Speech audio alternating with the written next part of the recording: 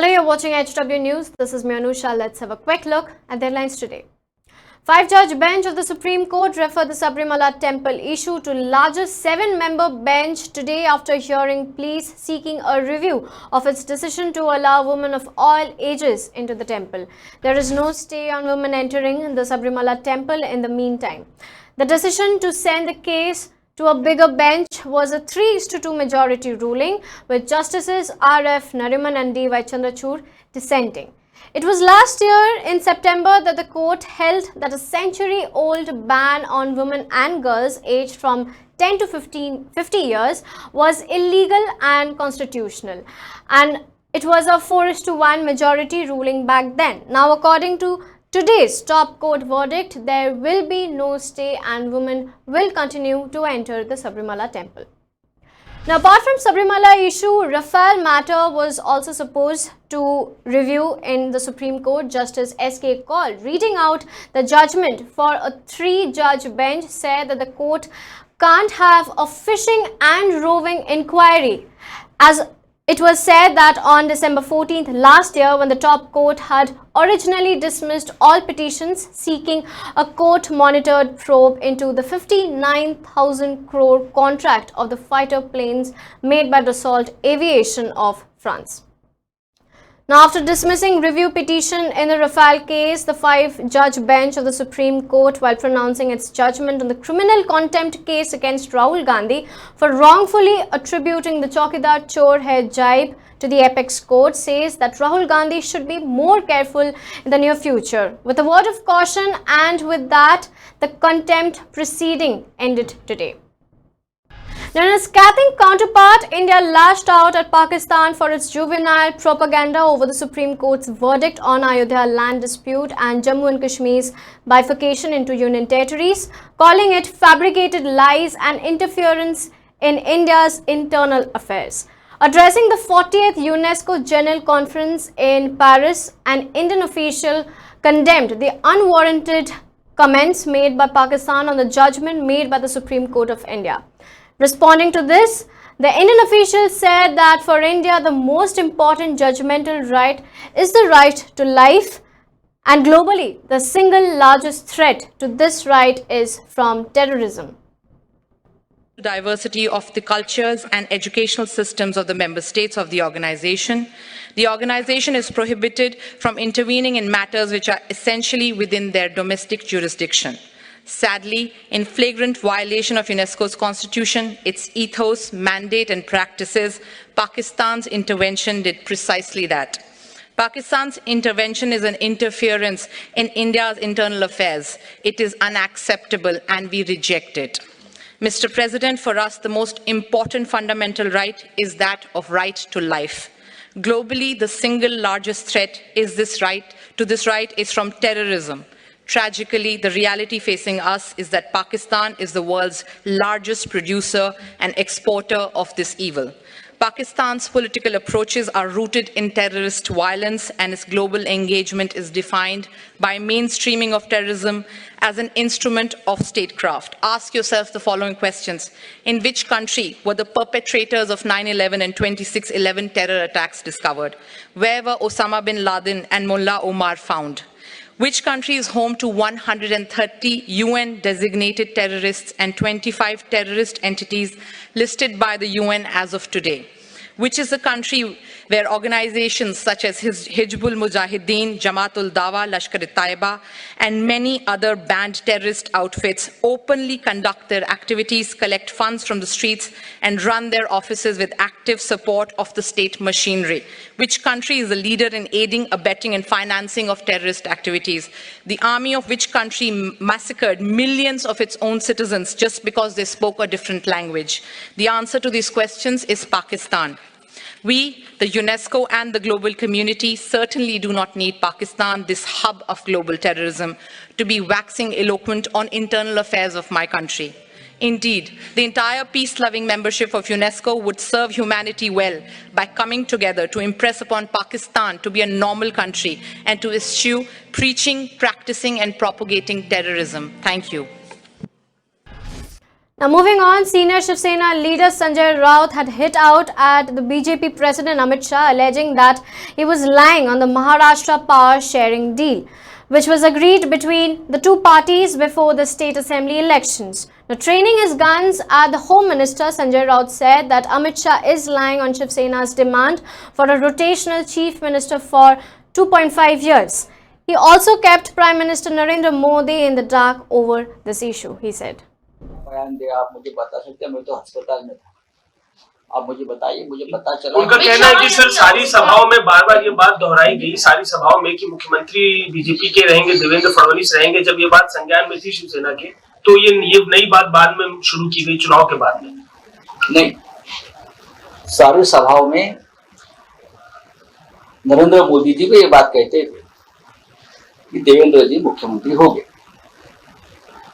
लेकिन सारी सभाओं में उद्धव ठाकरे जी भी ये कहते थे कि शिवसेना का भी मुख्यमंत्री बनेगा। जब अलायंस हुआ था तब भी उद्धव जी कहते थे कि पावर शेयरिंग, सत्ता और पदों का वाटा 50-50 होगा। तब अमित शाह जी ने क्यों नहीं कहा कि आप इस प्रकार की बात कैसे बोल सकते? ऐसी कोई बात कहीं नहीं हुई थी। नहीं हुई थी तो अगर आपको बताना चाहिए था। आप लोकसभा चुनाव तक कुछ बोले नहीं, सब कुछ ठीक होने दिया, और बाद में अभी विधानसभा चुनाव के बाद ये बात सामने आई है। ये नैतिकता नहीं है। राजनीति में किमान नैतिकता की अपेक्षा हम सब लोग करते हैं। शिवसेना ने हमेशा एक श्रद्धा रखी है बाला साहब ठाकरे के स्मृति के ऊपर, उनकी प्रेरणा के ऊपर। ये जो बंद कमरा था ना, जो बंद कमरा कोई सामान्य कमरा नहीं था। ये कमरा पूज्य बाला साहब ठाकरे जी का कमरा था। जिस कमरे से बाला साहब ठाकरे ने हमेशा हिंदुत्व को आशीर्वाद दिया है, उसी कमरे से बाला साहब हमेशा नरेंद्र मोदी जी को आशीर्वाद देते रहे। वो वही कमरा था जहां अमित शाह जी और उद्धव जी बैठकर महाराष्ट्र के भविष्य के बारे में चर्चा कर रहे थे। वो उसी कमरा था, वहां बाला साहब ठाकरे हमेशा बैठते थे। और आज भी इस देश से या विश्व से कोई भी बड़ी व्यक्ति आती है तो आने के बाद चाहता है कि उसी कमरे में जाकर बाला साहब ठाकरे के उस कमरे उनको नमन करे, उनको वंदन करे। उसी कमरे में ये दोनों की बात है। तो हमारे लिए वो कमरा नहीं, वो मंदिर है, और ये बातें मंदिर में हुई है। अगर कोई कहता है कि इस प्रकार की बातें नहीं हुई है तो ये मंदिर का और बाला साहब ठाकरे जी का अपमान है और महाराष्ट्र का अपमान है। हम झूठ नहीं बोलेंगे, बाला साहब ठाकरे की कसम खाकर। अगर आप उस मंदिर में जो बातें तय हुई और बाहर निकलने की बात आपको जब बुरी लगती है तो आप बताइए कमरे में क्या बात हुई थी, किस प्रकार की बात हुई थी। मैं सिर्फ इतना ही कहूंगा। और हम झूठ का सहारा लेकर जिंदगी में कभी राजनीति हमने नहीं की है और ना करेंगे। ये ठाकरे परिवार है जो महाराष्ट्र को राष्ट्र के लिए हमेशा त्याग किया है, नेतृत्व दिया है, प्रेरणा दी है। हम आए और चले गए कुछ लेकर। ये प्रॉफिट एंड लॉस का हिसाब हमारे यहाँ नहीं होता है। Now, meanwhile, BJP chief Amit Shah yesterday rejected the Shiv Sena's claim that it was promised rotational chief ministerialship in a new Maharashtra government, and instead accused its estranged ally of coming up with post-electoral conditions that could not be accepted. Amit Shah had condemned the manner in which his party's spat with the Uddhav Thackeray-led Shiv Sena had gone public. हम एक alliance में चुनाव लड़े थे। हम single largest party थे, मगर हम काफी सीटें नहीं लड़े थे। हमारी साथी दल लड़ा था। जब साथी दल ने कंडीशन ऐसी रखना चाहिए जो हमें स्वीकार्य नहीं है, और हम अकेले सरकार नहीं बना सकते। हमारे पास 105 सीटें हैं, तो हम क्या कर सकते हैं। मगर जो लोग दावा कर रहे हैं कि हमें सरकार बनाने का मौका मिले, मौका मिले, मौका मिले, मौका मिले, तो उनके पास मौका है। स्पष्टता के लिए ही मैं आज आपके साथ ये संवाद कर रहा हूं। देखिए, मेरी पार्टी का संस्कार नहीं है कि कमरे में हुई बातों को हम सार्वजनिक करें, और करना भी नहीं चाहिए। सार्वजनिक जीवन की एक गरिमा होती है। परंतु मैं इतना निश्चित मानता हूं कि राज्यपाल शासन डालने से अगर किसी का नुकसान गया है तो भारतीय जनता पार्टी का हुआ है, क्योंकि हमारी केयरटेकर गवर्नमेंट चली गई है। देवेंद्र फडणवीस मुख्यमंत्री महाराष्ट्र का हुआ है जो उस वक्त थे, क्योंकि उनकी केयरटेकर गवर्नमेंट चली गई, विपक्ष का नहीं हुआ है। अगर वो चाहते हैं कि इस प्रकार का एक भ्रांति खड़ा करके देश की जनता की हम सिंपैथी गेन करें, तो मुझे लगता है कि इस देश की जनता की समझ पर उनको भरोसा नहीं है। हम तो तैयार थे शिवसेना के साथ सरकार बनाने के लिए, मगर शिवसेना की कुछ चीजें ऐसी थी जो हम मान नहीं सकते हैं।